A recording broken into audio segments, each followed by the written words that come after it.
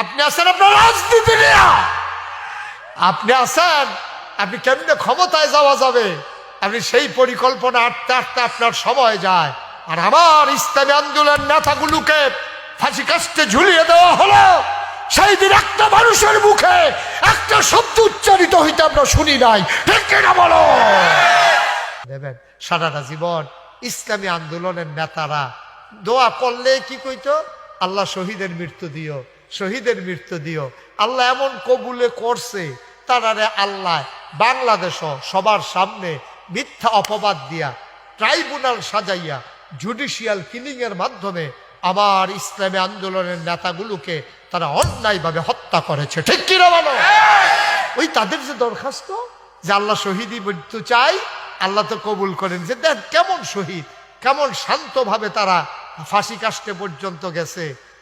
ফাঁসি হবে আগামীকাল, পরিবারের সদস্যকে দেখা করার জন্য গেছে, গেছে পরে বাফে ফুতে রেজি গায়, বাবা আগামীকালকে তো আমার ফাঁসি কাস্টে নেবে, আচ্ছা বাবা এই লুঙ্গি পরে গেলে ভালো হবে নাকি পায়জামা পরে গেলে ভালো হবে? সুবহানাল্লাহ বলবেন না?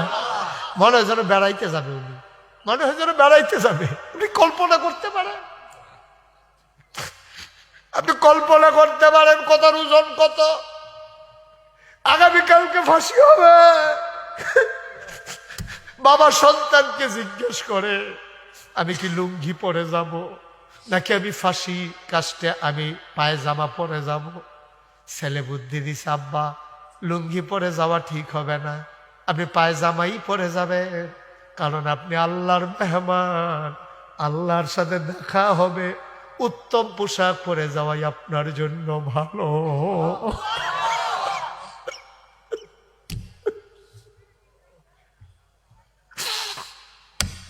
বলছে ফাঁসি কয়টায়? আমরা তো তোমরা আমাকে ফাঁসি দিবা কয়টায়? ফাঁসি হইতে এখন আরো 3 ঘন্টা বাকি, আমি এখন কি করব? আচ্ছা ভালো হইছে, 3 ঘন্টা পরে যেহেতু ফাঁসি, আমি একটু ঘুমাই নেই, একটু ঘুম থেকে উঠে তারপরে ফাঁসি কাস্টের দিকে যাব। ঠিক ঠিক ঠিক ঠিক মানুষটা ঘুমাইলেন, 3 ঘন্টা পরে মানুষটার ফাঁসি হবে, কল্পনা করা যায় কি? বুঝেন আপনি? আপনি কই আছেন? আপনি আছেন কই নিয়া? আপনি আছেন দুনিয়াটা নিয়ে। 3 ছেলে বিদেশ গেছে, আরো 2 ছেলে কেমনে পাঠাবেন? 2 ভিটাতে ঘর উঠছে, আরো 2 ভিটাতে কেমনে ঘর উঠাবেন? আপনি আছেন আপনার ব্যবসা নিয়ে, আপনি আছেন আপনার বাণিজ্য নিয়ে, আপনি আছেন আপনার রাজনীতি নিয়ে, আপনি আছেন আপনি কেমনে ক্ষমতায় যাওয়া যাবে, আপনি সেই পরিকল্পনা আটতে আটতে আপনার সময় যায়।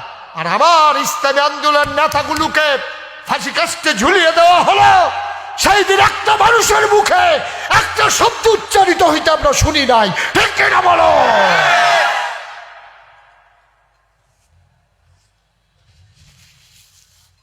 এই বাংলাদেশের মানুষগুলো আমাদের চানাস, বিপদের সময় আমাদেরকে দরকার লাগে। যখন বিপদ পার হয়ে যায়, খাল পার উইলার মাঝির কথা মনে থাকে না, ঠিক কিনা কম? খাল পার হয়ে গেলে আর মাঝির কথা মনে থাকে না। এটাই বাংলাদেশের মানুষের অভ্যাস, এটাই অভ্যাস। মুসলমান, আল্লাহর নবী দোয়া কথা মনে আছে নাকি? চতুর্দিকে কয়জন আম্মা? সবাই গেরাও দিয়ে রেখেছে দাবি দেওয়া। এখন নবী তো উঠতেও পারেন না, আপনি দিয়েই উঠা লাগবে, এর আগে আপনাকে উঠতে দেব না। নবী কই কি বিপদে পড়লাম, আমি তো যে একজনকে দিয়ালাম এটাও তো পারতাছি না। অন্য বেড়াই চলে শুরু হয়ে গেল কতক্ষণের ভিতরে কুবাকুবি।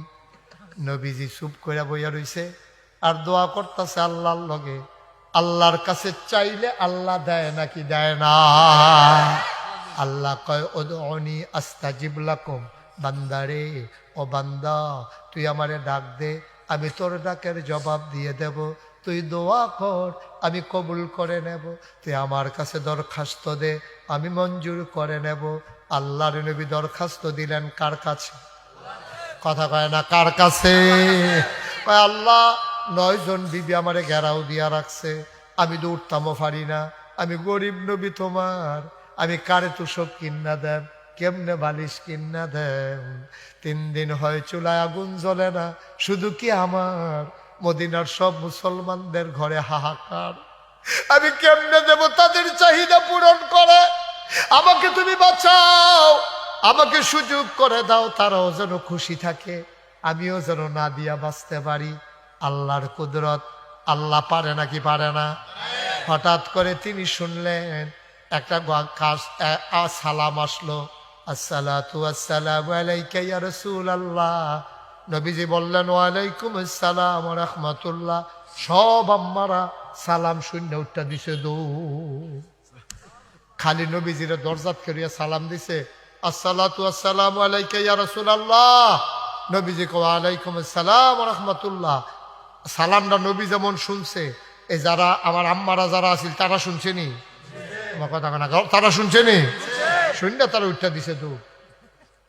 একজনও আর নাই, কোনো লাগে না, যাও। তারা এমনি দৌড় দিয়া লাইছে। গিয়া সেটা দরজার দ্বারে কইতে আছে, ইয়া রাসূলুল্লাহ আমি কি ঘরে ঢুকবো? হ্যাঁ, আমার ঘরে তুমি ঢুকবো, অনুমতি লাগে, আসা আসা। লোকটা ছিল উমর, সুবহানাল্লাহ কয় না? লোকটা উমর ডাক দেয়া কয়, নবী গো আমি কি ঘরে ঢুকবো নাকি, অনুমতি আছে নাকি? কয় আসো। নবীজির উমর ঢুকলেন, উমরের পায়ের আওয়াজ শুনলেন, উমর ডাক দেয়া কয়, ইয়া রাসূলুল্লাহ দৌড় দিছে কেডাইনি? দৌড় দিল কেডা? কয় তোমার আম্মারা। কয় তারা দৌড় দিছে গেরে। কয় তোমার ডরে। উমরে ডাক দেয়া কয়, আম্মারা ডরাইবেন নবীরে? না ডরাই, আমারে ডরান কি হতেন? নবীরে না ডরাইবেন। তিনি হইলেন তিনি হলেন শরীয়ত প্রণেতা। তিনি যেইটা কয় এইটাই ইসলাম। নবীজি যেটা কইব এটা ইসলাম। তিনি তিনি শরীয়ত প্রণেতা। আল্লাহর কথা যেমন ইসলাম, নবীর কথাও ইসলাম। সন্দেহ করলে ইমান থাকবে না, বেঈমান হয়ে যাবে। ঠিক কিনা কর? তো ডরাইবেন নবীরে না, আমার ডরান কিনতে, আমার ডরাই আপনারা দৌড়তেছেন কিনতে না। হেন নবীজি ডাক দেখো, ওমর বর্ষ। নবীজি আবার মুস্কি হাসি দেখো, ওমর তোমারে কি হুদা বেরিয়েতে ডরায়? ওমরে মোর লজ্জা, তোমার হুদা বেরিয়েতে ডরায় না? ওমরে শরম পাইয়া লাইছে। নবীজি মুস্কি হাসি দিয়া কয়, তোমারে তো শয়তানেও ডরায়। যখন শয়তানে দেহে মিয়ার বাজার দিয়া উজির ফুডের দিকে উমরে আইতে আছে, শয়তানে উঠটা দিছে দৌড়। হুদা দৌড় দিলে তো মনটারে বুঝ দিতে, দৌড়তাছে আর কইতাছে আইয়ে। এটার নাম উমর। তালফানি হমান মনে করছে? এইটার নাম উমর, এইটার নাম উমর। কথা তো শুনছেন না? কষ্ট হইতে আছে? কথা কি কয়ে লইতে পারেকটা? এই উমরের কি ডরানটা মানুষের ডরাইতো, যখন উমরে দারুল আরকামে গিয়া ইসলামটা গ্রহণ করছে, কইরা সাইডে ইসলামটা গ্রহণ কইরে নবীর হাতটা ধরে লাইছে, ইয়া রাসূলুল্লাহ আপনি কি সত্য নবী না? কমাই রাত কোনে কি কথা, তুমি না আমারে কইলা মুহাম্মদ রাসূলুল্লাহ মান্না না নিলা? কোনা সত্য নি? সত্য নি? কহ সত্য তো। আল্লাহ কি এক আল্লাহ, যেটা সত্য না? কহ তো এক আল্লাহ সত্য, আপনিও নবী সত্য, ইসলামটা কি তা সত্য নি? কহ তো। আমরা ঘরের ভিতরে বইতাম কি তা? আর আমরা ঘরের ভিতরে বইয়ে থাকি না মানুষ আমরা? হ্যাঁ, আপনি একটা মিছিল দিয়ে লাই।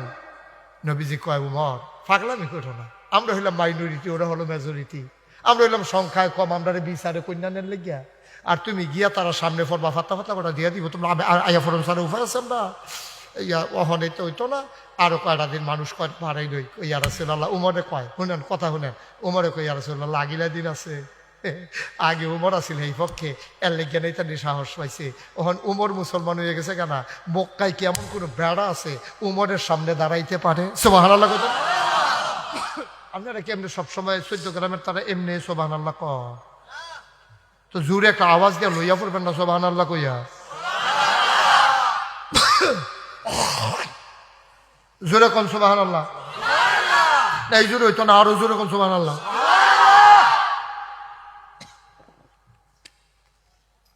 ওমর ডাক দেয়া কয়, নবী গো, ও নবী, আগের দিন আর নাই, আমি উমর কাফেরদের পক্ষে ছিলাম, এই জন্য আবু জেহেলে তো বেড়াগিরি দেখাইতে পারছে। আবু জেহেলের যাত্রা বাঙ্গালাইছে, আমি আইয়া পড়ছি। চলেন একটা মিছিল দেই। সিরতের কেতাবে এসেছে দুইটা দল ভাগ হইছে, এক দলের সামনে নবীজি, আরেক দলের সামনে আমির হামজা। সুবহানাল্লাহ কয় না?